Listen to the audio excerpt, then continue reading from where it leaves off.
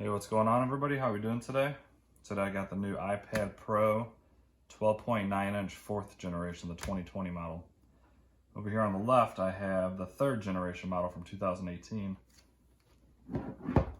The main reason why I upgraded, because these are very similar items, is basically the 512 gigabytes.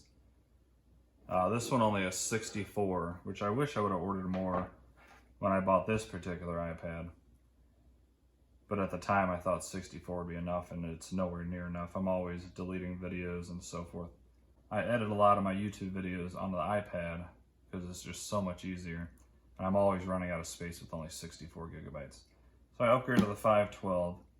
And the reason why I went for the 4th generation, it wasn't that much more money than the 512 gigabyte on this one. Used, they're going for about $1,000 plus. Brand new on the 3rd gen was, I think, $11.70 on Amazon, and this was $12.69 on Amazon, brand new, newest gen. So that's the main reason why I upgraded. So I have not opened this yet. They make this very easy to open now. I mean, there's even a little pull tag on the side here, which I'm actually kind of surprised. That would make it so much easier to steal in the store. I guess not many stores are having these just lay out. Let's get this open. See how she looks.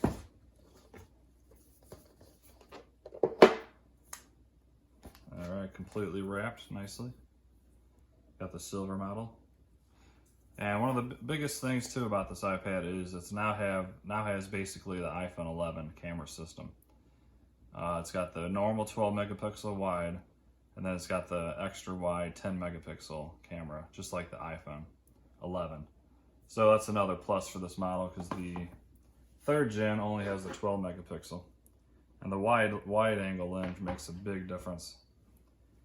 I'll show you on video the differences basically, but it does make a huge difference, especially for if you do YouTube videos and stuff. Now this particular iPad, I never use the camera for really anything. This one I do plan on recording because I have an iPhone XR that I'm actually recording on the XR right now.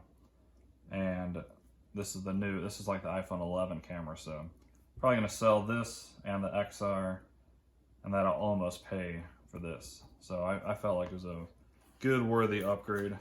I really needed that more space, so 512 gigabytes should be plenty. I thought 1 terabyte would be too much. So there we have it. So right there you can see the difference between space gray and the silver. I didn't realize it had the silver ring around it, but I kind of like it.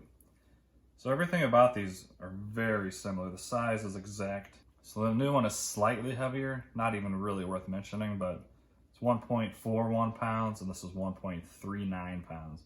So you're really not going to notice a difference whatsoever in the weight.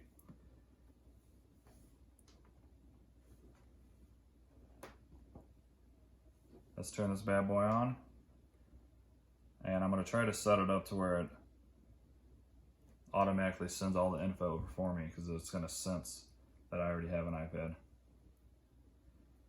This new one is the A12Z processor, and this one is the A12X. This one's just going to be a little slightly faster, not a lot, probably not even noticeable, but it is going to be a little bit faster overall, and it's going to help in certain things, maybe like gaming and stuff like that. But as far as speeds, they're going to be very, very similar.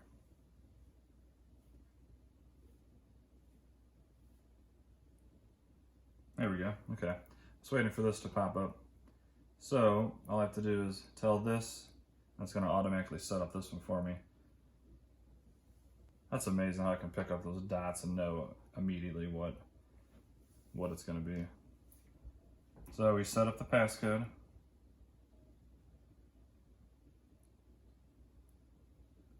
I've never actually used this feature on an iPad before, so hopefully it works just as easy as it looks.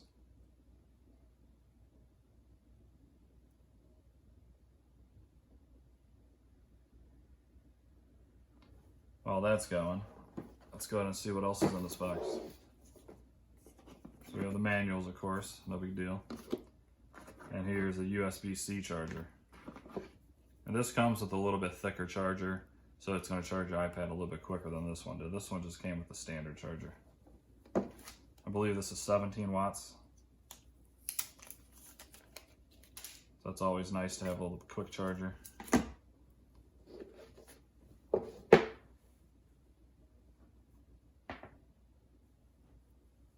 me set up Face ID.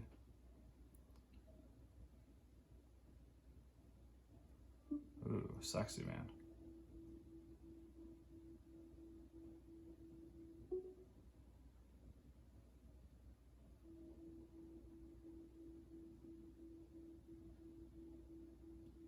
Gets every roll.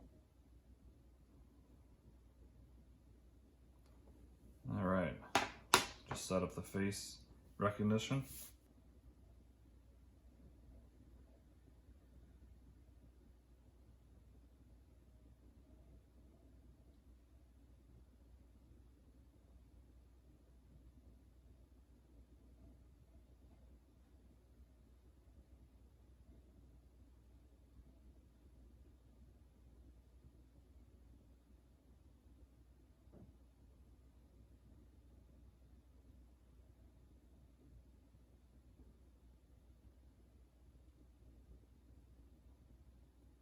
So one thing I want to do is a speed test. I want to see if the Wi-Fi on this is any faster than the one on the old one for any reason.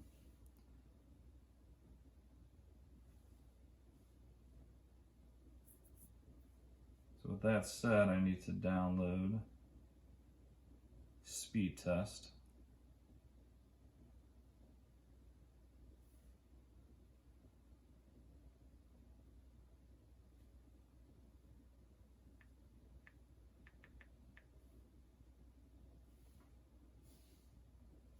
I thought I had it on here. There we go, okay.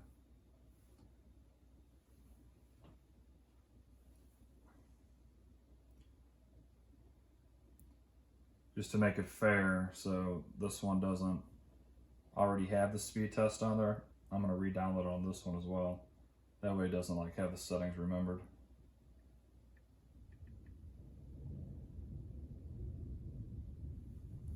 Because sometimes if you have this run the speed test, it'll be a lot quicker than you think it really would be, because this one's starting from scratch and it has to look for the server and all that for the first time. So let's just go ahead and see how quick everything launches, all the way from clicking the open all the way through the upload speed.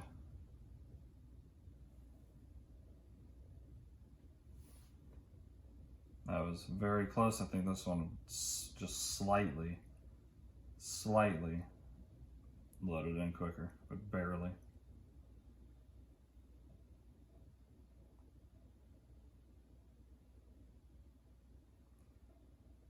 All right, I guess let's do them at the same time, and then I'll do them at the separate time, see if that makes any difference. So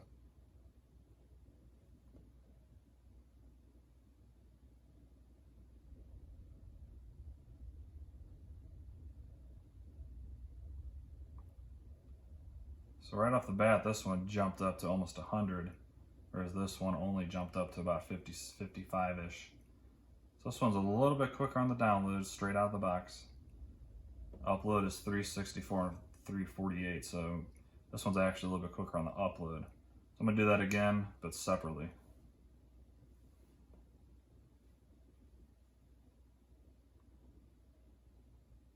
See, that one jumped up to 100 at that time.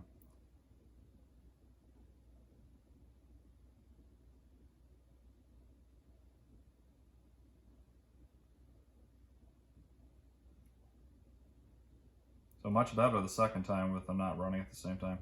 So obviously that makes a difference on download speed. All right, so we got to be 81.3 and 299.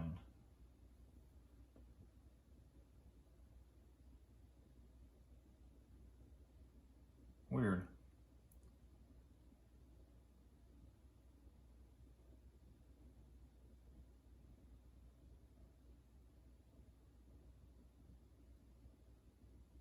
All right, so there you have it. Very close on the download speed, something you're never going to notice. But if the upload speed was consistent like this every time, you would definitely notice a difference on uploading like YouTube videos or any other high gigabyte file. You know, let's do it one more time just because.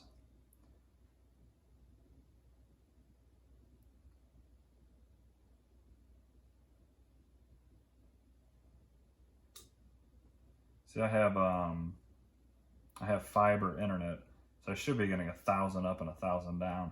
Obviously, you don't get that on Wi-Fi. All right, so 77 and 338.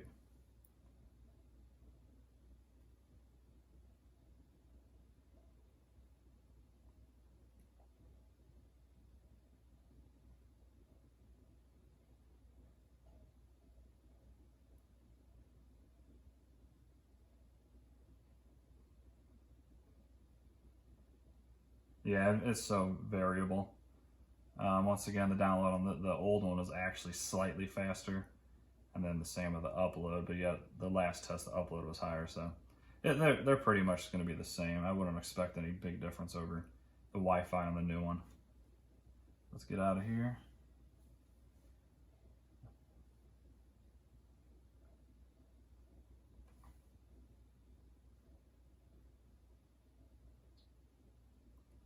See if search for whatever reason.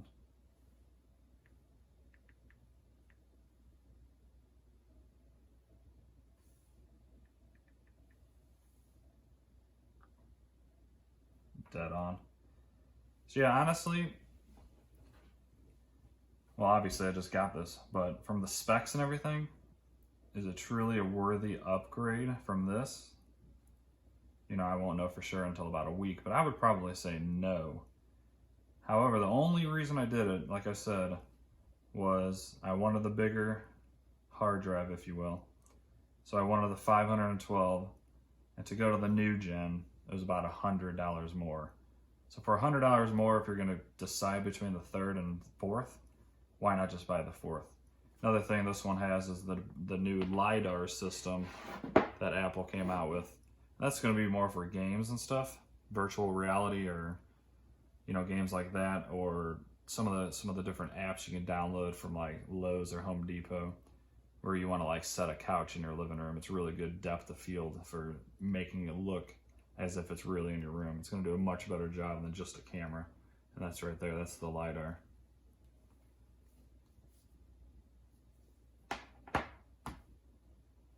I guess it's just a quick comparison. There's not really, like I said already, there's not a big difference whatsoever. Unless you need to upgrade your memory, I would say just stick with your third gen. It's not a big enough upgrade other than memory to switch to the fourth. That's my personal opinion. Even though I haven't messed with it, I can already tell. And from the specs, that's really the only difference. So, damn, that's a big screen. So one thing before I go, so another thing I want to show you real quick was the difference with the wide angle lens. It makes such a big difference. As you can see, this is all you're gonna get with this third gen. Now just simply hit on this button, watch how much, you'll be able to get all this stuff on this table in here. Amazing difference. Now I did notice even on the iPhone 11, the very sides where it's stretched out the most, it does kind of this like blurriness to it almost. So it's not perfect, but it still does a pretty decent video overall. Definitely not gonna beat the quality you get with this, but I mean, look how much wider. That's just a massive difference, especially when you do side. Look at that mess. Especially when you do it from this way. Huge difference. All right. Hopefully you all enjoyed that video, found out some good information. If you did, please do me a favor, hit that like button and subscribe. And let me know if you have any questions about these. I'll be able to do some tests and stuff if you'd like. Have an awesome day and stay safe out there. See ya.